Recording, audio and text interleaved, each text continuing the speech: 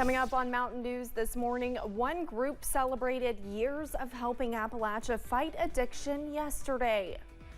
And one local student will soon be participating in an international archery competition. Dedicated to Eastern and Southern Kentucky, this is WYMT Mountain News this morning. Good morning, I'm Olivia Calfee. We are coming up on 5 a.m. on August 2nd. Now let's check in with Chief Forecaster Brandon Robinson for a look at your forecast this morning. Now, Brandon, I didn't see any rain last night, but let's talk about the moon. Yeah, I've got actually a pretty good picture to show you that, and much deeper into the newscast. If you haven't seen the web story, I'm going to explain what some of you may have seen and heard overnight there as best I can this morning. But let's focus on our current conditions for right now. A little bit of fog building in here in Hazard, up on Buffalo Mountain. You can see down in the valley, but everybody else looking decent. I see it's a little bit of fog toward Pikeville there this morning. So again, just watch out for that. It's patchy, but it is around. Temperatures again cool this morning. 55 in Hazard, 53 in Clintwood. That's cooler than yesterday.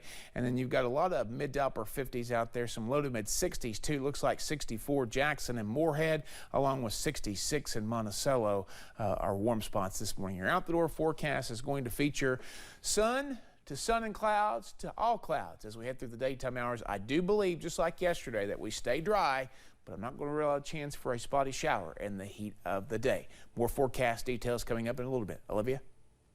All right, thank you, Brandon. Operation Unite hosted a symposium at the Mountain Arts Center yesterday, all about bringing community partners together.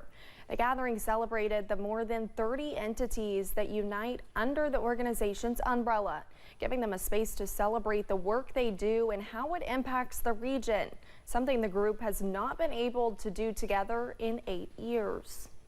We're here today to celebrate 20 years of Operation Unite's community coalitions, their volunteer spirit, their compassion, their generosity in giving. Hale says another meeting will take place tomorrow in Manchester with special guest Congressman Hal Rogers, celebrating the 32 coalitions. Burdine Elementary School in Letcher County is undergoing renovations ahead of the upcoming school year. Crews have been working through the summer break on renovations throughout the building. The school was damaged by flooding last year, which Superintendent Damian Johnson says sped up the renovation process. We were in the process of doing some relatively minor upgrades, but this expedited the process and let us do it more efficiently and do more than we originally had planned. Their library, flooring, and other parts of the building are part of the project. One student from Jenkins Independent Schools will soon be competing in an international archery tournament. 8th grader Kimber Collins has already won multiple tournaments, including 18 finishes as the top female archer. Collins says she loves continuing to get better at the sport. Definitely the tournaments and all the big ones, shooting all them big ones and winning and doing some of the best shooting yet that I've ever shot. Yeah, that's definitely it. Shooting all these big ones and practicing and trying hard, win them. Jenkins Independent Schools already has 2 banners hanging in their gym to honor Collins awards so far.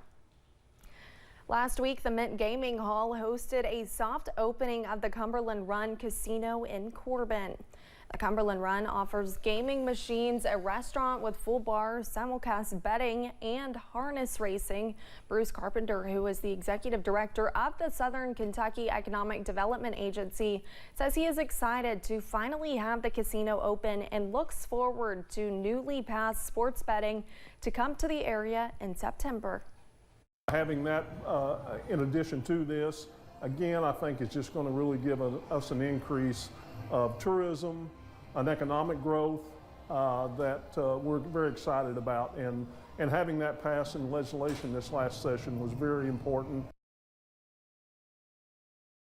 In October, Cumberland Run will feature harness racing, which is a first for Eastern Kentucky. Richmond Parks and Recreation cut the ribbon yesterday on a new outdoor fitness court at Lake Riva Park.